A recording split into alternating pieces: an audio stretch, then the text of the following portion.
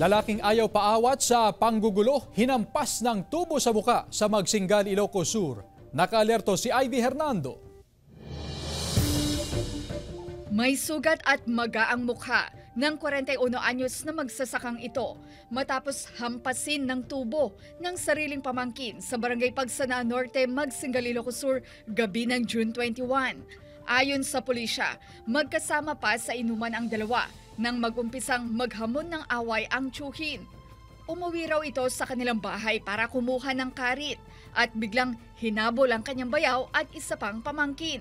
Intay nila na ipacify siya pero in a peaceful way, pero ayaw paawat, tapos bigla na lang ibinaling yung attention niya doon sa suspect natin. Kwento ng suspect, dumepensa lang sila dahil sa tangkang pananaksak ng kanilang tiyuhin.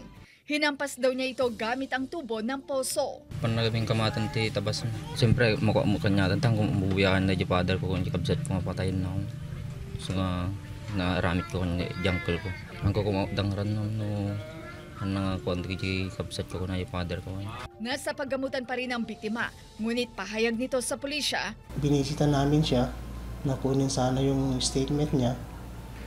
Sinabi naman niya na isi-settle na lang nila ng family. Kasama si Norman Raca, Ivy Hernando, 1 North Central Luzon.